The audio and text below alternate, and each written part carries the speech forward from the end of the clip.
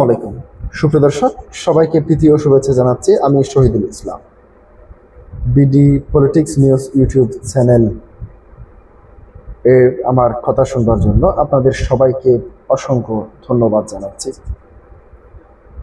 প্রিয় দর্শক, আজকে আমি যে বিষয়টি নিয়ে আলোচনা করব সেটি হচ্ছে, আপনারা জানেন গত কয়েকদিন ধরে সামাজিক যোগাযোগ মাধ্যম সহ সব জায়গায় আলোচনা সমালোচনা চলছে। প্রিয় দর্শক, যে বিষয়টিকে ঘিরে সেটি হচ্ছে 7 বছরের বয়সের কন্যা সন্তান রামিসাকে নিয়ে। প্রিয় দর্শক, এর আগে অন্তর্বর্তীকালীন সরকারের সময়ে এই ধরনের একটি ধর্ষণের ঘটনা ঘটেছিল। সেটি হচ্ছে আসিয়াকে কেন্দ্র করে পুরো বিশ্বে কিংবা বাংলাদেশ থেকে শুরু করে আন্তর্জাতিক মিডিয়া পর্যন্ত এটি নিয়ে কথা বলেছেন যে ধর্ষকের বিচার। আপনারা জানেন রামিসাকে ধর্ষণের পর হত্যাকাণ্ড বিষয়টি নিয়ে সামাজিক যোগাযোগ মাধ্যমে আলোচনা সমালোচনা হচ্ছিল, যখন সকলের বুকে একটাই দাবি উঠছিল যে প্রকাশ্যে আসামির মৃত্যুদণ্ড কার্যকর নিয়ে। তখন সে বিষয় নিয়ে স্বরাষ্ট্র মন্ত্রণালয় তিনি যে বক্তব্যটি দিয়েছেন সেটি হচ্ছে মধ্যযুগীয় কায়দা, অর্থাৎ তিনি যে প্রকাশ্যে ফাঁসি দিয়ে মৃত্যুদণ্ড কার্যকর সেটি মধ্যযুগীয় কায়দা হিসেবে উল্লেখ করেছেন। এবার তার তীব্র নিন্দা জানিয়েছেন বাংলাদেশ জামাত ইসলামের পক্ষ থেকে জামাত ইসলামের সেক্রেটারি মিয়া গোলাম ফরওয়ার। প্রিয় দর্শক, তিনি কি বুঝাতে চাচ্ছেন? স্বরাষ্ট্র মন্ত্রণালয়ের বক্তব্য রাসূল সাল্লাল্লাহু আলাইহি সাল্লামের চরম অবমাননা। জামাত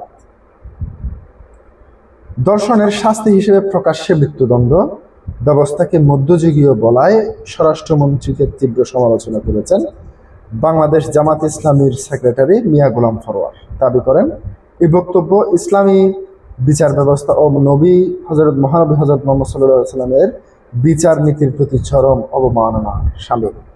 বৃহস্পতিবার 22 মে দেওয়া এক বিবৃতিতে মিয়া গোলাম ফরওয়ার বলেন, স্বরাষ্ট্রমন্ত্রী ধর্ষণের সর্বোচ্চ শাস্তি হিসেবে প্রকাশ্যে মৃত্যুদণ্ডকে মধ্যযুগীয় আখ্যা দিয়ে মূলত রাসূল সাল্লাল্লাহু আলাইহি সাল্লামের বিচার ব্যবস্থাকে অবজ্ঞা করেছেন বলে দেশের মুসলিম জনগোষ্ঠী মনে করে। তিনি অভিযোগ করেন, সরকারের নীতি নির্ধারকেরা একদিনে মদিনার সনদের আলোকে রাষ্ট্র পরিচালনা এবং শরিয়া বিরোধী আইন প্রণয়ন না করার প্রতিশ্রুতি দেন, অন্যদিকে ইসলাম শরিয়া আইনকে মধ্যযুগীয় বলে আখ্যায়িত করে দ্বিচারিতার পরিচয় দিচ্ছেন।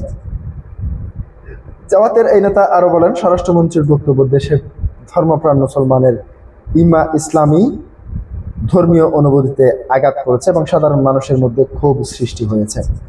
বিবৃতিতে স্বরাষ্ট্রমন্ত্রী ওই বক্তব্যের প্রত্যাহারের আহ্বান জানান। মিয়া গোলাম ফরওয়ার বলেন, এই অবমাননাকর বক্তব্য প্রত্যাহার করার জন্য আমরা স্বরাষ্ট্রমন্ত্রীর প্রতি আহ্বান জানাচ্ছি। পাশাপাশি ইসলামী শরিয়া আইন নিয়ে অবমাননাকর বক্তব্য থেকে বিরত থাকার দাবি জানাচ্ছি।